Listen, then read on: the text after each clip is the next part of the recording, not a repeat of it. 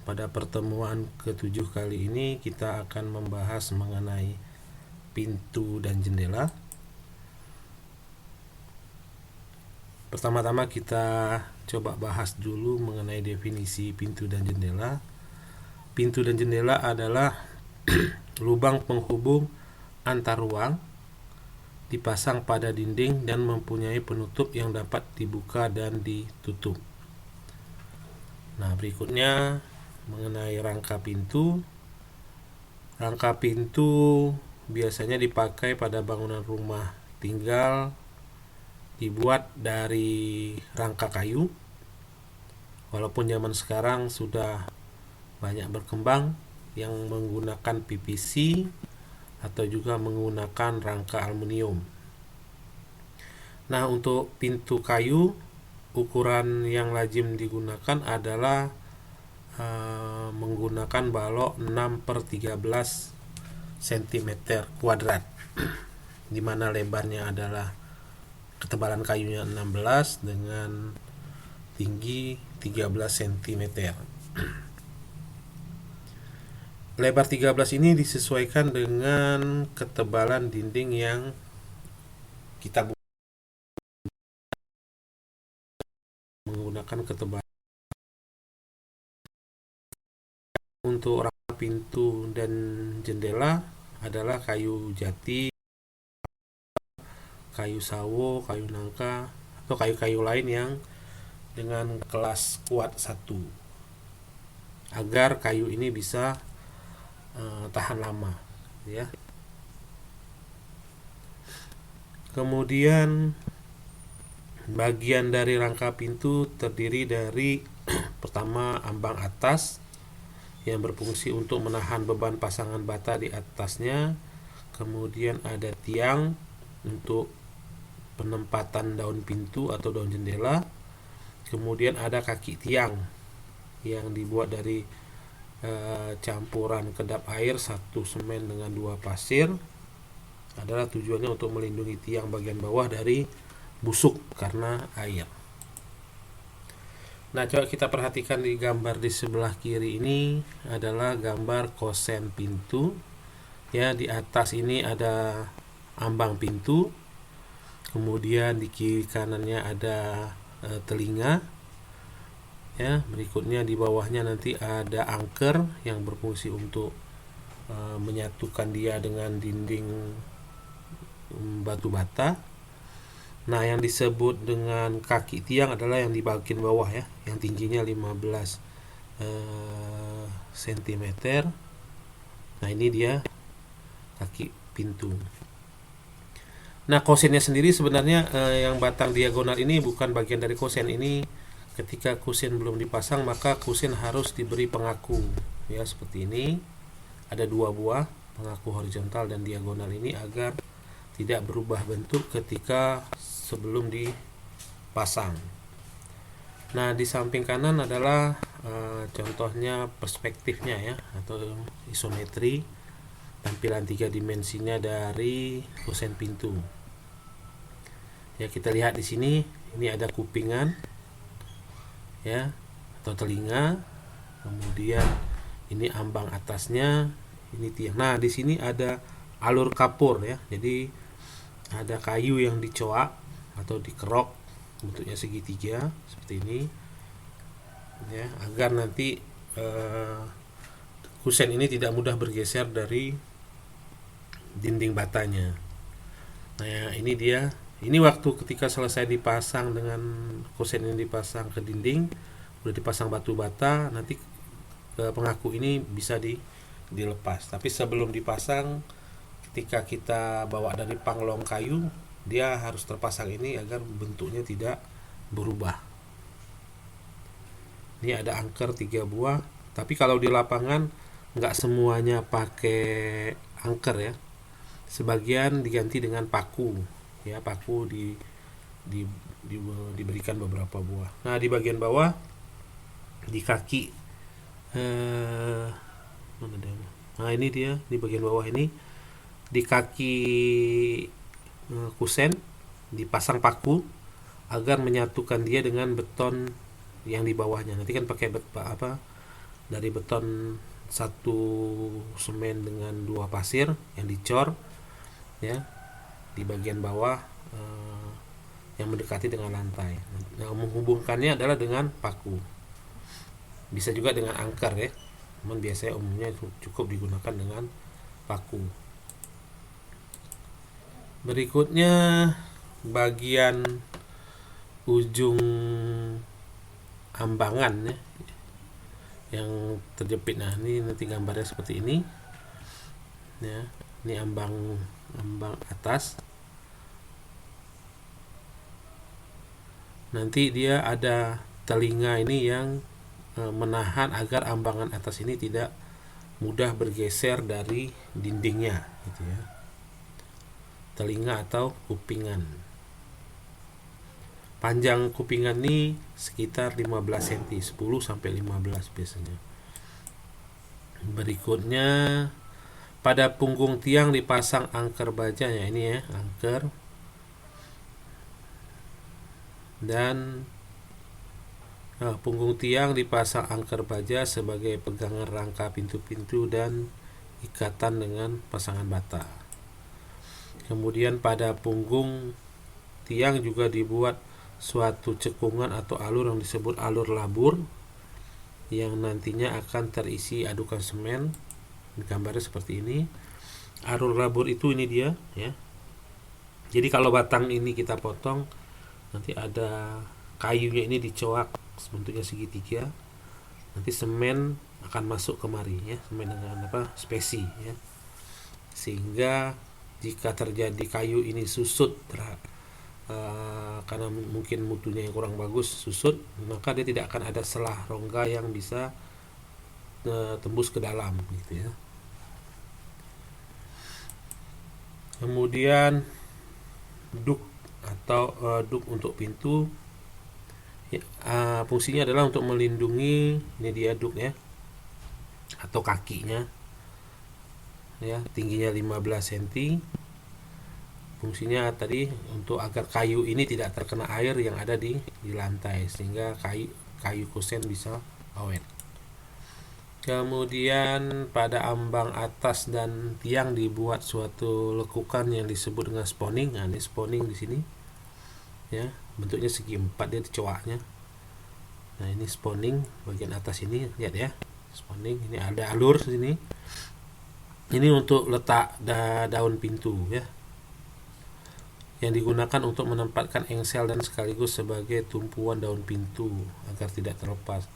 Dalamnya spawning dapat dibuat 1 sampai dengan 1,5 cm. Sedangkan lebarnya tergantung dari ketebalan daun pintu, tapi umumnya dia 3 cm ya, karena pintu-pintu yang dipesan umumnya berukuran tebal 3 cm. Kecuali kalau kita pintu yang dilapis teakwood, nah ini biasanya tebalnya 4, maka harus dipesan ya, waktu kita buat kusen pintu harus dipesan spawningnya ukurannya 4 cm. Berikutnya kita masuk ke daun pintu. Daun pintu dapat dibuat dari papan-papan yang dirangkai menjadi satu, diklaim, atau dari rangka papan tebal 3 cm yang bagian tengahnya diisi dengan papan-papan yang lebih tipis atau kaca. Ya, jadi seperti ini ya. Ini adalah kayu-kayu ram istilahnya ya. Ukurannya sekitar 10 cm. Karena dari papan ukuran 20 bisa dibagi 2 jadi 10. Nah, ini tebal 3 cm. Untuk sebagai bingkai pintunya. Nah, di dalamnya bisa saja diisi dengan yang lebih tipis ya. Bisa juga dipasang kaca, jadi pintunya bingkai dengan pintu kaca ya. Bisa kaca, bisa juga yang lain yang lebih tipis. Tapi bisa juga kita pasang panel. Panel itu adalah sama dengan kayu papan tebal 3 cm tapi diberi pinggirannya ya, panel. Nah, yang perlu diperhatikan di sini kalau untuk pintu bagian atas dia kecil ya, ininya, bagian bawah dia harus besar ya, dan pakai 2 lapis ini karena beban pintu yang berat yang menahan pintu ini adalah kekokohannya pada bagian bawah ini. Kalau dia dibuat satu lapis saja, ya tidak dua lapis seperti ini, dia akan mudah turun. Jadi pintunya nanti lama kelamaan macet, di waktu dibuka bisa macet karena pintu bagian ujung, misalnya di sini ada engsel, bagian ini akan turun. Nah, mencegah turunnya daun pintu, kita harus buat perkuatannya seperti ini untuk bagian bawah daun pintu, ya. Lain dengan jendela ya, kalau jendela bisa satu. Nah, kalau untuk pintu model ini pakai triplek gitu ya, jadi pakai rangka. Nah, ini bisa, bawahnya bisa saja kita buat satu lapis sama dengan di atas, karena yang menahan turunnya itu adalah sebenarnya tripleknya ini. Dia triplek yang penutupnya ini yang menahan rangkanya, bukan rangkanya lagi yang menahan, tapi triplek inilah yang akan menahan karena dia menjadi satu kesatuan ya. Jadi bisa kalau untuk model rangka seperti ini, bawahnya tidak harus besar ya, karena dia tidak terpisah-pisah. Kalau yang model sebelumnya pengisinya itu tidak bisa menahan konstruksi karena dia sendiri, dia hanya sebagai beban ya gitu. Rangkanya lah yang menahan. Sedangkan di sini yang menahan kekuatan pintu itu bukanlah rangkanya, tapi lembaran triplek penutupnya inilah yang menahan. Kekuatannya di situ. Kebalikannya. Berikutnya ukuran lubang pintu ini tergantung fungsi bangunannya. Misalnya di sini jenis bangunan rumah tinggal, ukuran lubang pintunya bisa digunakan lebar 80 dengan tinggi 200 dengan jumlah daun pintu 1, itu minimumnya ya. Kemudian kalau bangunan sekolah lebar 90, tinggi 200, bisa satu daun pintu, tapi umumnya sekolah karena siswanya bisa keluar dalam jumlah serentak banyak, maka dibuat 2 daun pintu. Tapi minimumnya adalah 1 dengan ukuran 90. Toko, bioskop dan lain-lain ukurannya 120 kali 200 dengan 2 daun pintu. Kemudian untuk pintu utama pada bangunan umum 160 kali 200 digunakan 2 daun pintu. Pintu kamar mandi, nah ini pintu kamar mandi biasanya ukurannya lebih kecil, yaitu 70 kali 200 dengan 1 daun pintu. Kenapa dipakai 70? Karena dia di dalam kamar mandi kita tidak perlu memasukkan benda-benda yang besar ya, cukup hanya selebar badan kita saja. Sedangkan rumah kita kan harus memasukkan kursi, lemari ya, jadi harus lebarnya mencukupi ketika kita memindahkan barang ya, dari luar ke dalam atau dari dalam keluar, sehingga perlu lebar pintu yang cukup sehingga bisa memindahkan furniture. Berikutnya kita bahas mengenai jendela. Nah, rangka jendela secara prinsip tidak berbeda dengan rangka pintu, tapi di sini ada perbedaannya. Di sini ada ambang atas dan ada ambang bawah. Kalau pintu tadi tidak ada ambang bawah ya. Di sini ada ambang atas dan ambang bawah. Di dalam satu bangunan sebaiknya bentuk pintu dan jendela adalah sama, walaupun mungkin ukuran lebarnya tidak sama, maksudnya agar tampilannya lebih harmonis. Nah, secara yang terdapat di pintu sama ya, seperti yang di jendela sama dengan yang di pintu. Ada kupingan, ada angker untuk menyatukan kusen dengan dinding ya, seperti itu. Yang nggak ada kaki ya tadi ya, kaki atau duk untuk pintu nggak ada di sini, hanya ada ambang bawah. Berikutnya ini adalah gambar perspektif dari sebuah jendela. Nah, di ambang atasnya juga diberi alur kapur di sini ya, kalau pintu tadi tidak. Kemudian di sini alur kapur juga untuk kiri dan kanannya. Di sini ada juga spawning.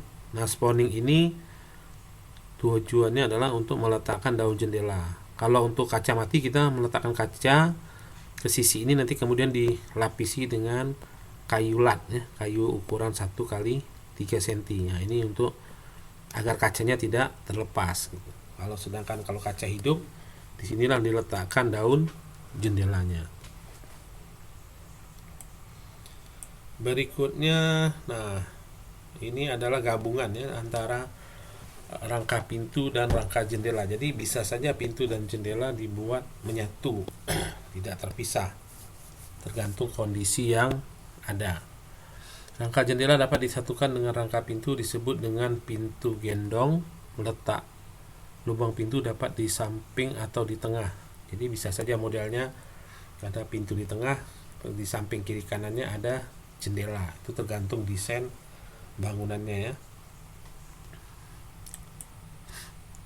Nah, secara perspektifnya seperti ini ya. Ya, hanya penggabungan dari pintu dan jendela. Nah, ini kita lihat contoh lain dari pintu ya. Kosen pintu yang sebelumnya adalah tidak ada jalusi, di sini sekarang ada contoh yang pakai jalusi atau ventilasi untuk udara ya. Jadi diletakkan ventilasi seperti ini ya, dibuat alur, ditaruh kayu di dalamnya. Seperti itu bedanya dengan yang tadi ya, yang sebelumnya. Ada juga yang kalau kita ruangannya pakai AC, jadi pintu supaya mungkin cahaya tidak cukup hanya dari jendela, di atas pintu juga ditambahkan kaca. Atau awalnya mungkin rumah ini tidak pakai AC, pakai jalusi, dan jalusinya bisa saja dibuka dan diganti dengan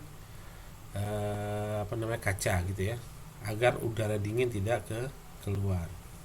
Jadi ini pakai kaca, tampilannya seperti ini kalau perspektifnya.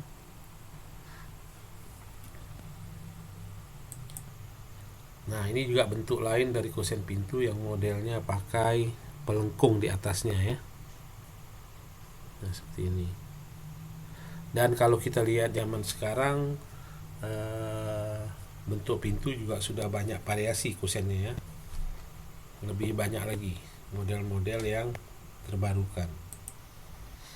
Nah, ini beberapa contoh bentuk kosen jendela.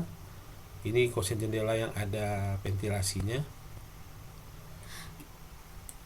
Kemudian ini juga kosen jendela yang ada ventilasi tapi bentuknya lengkung.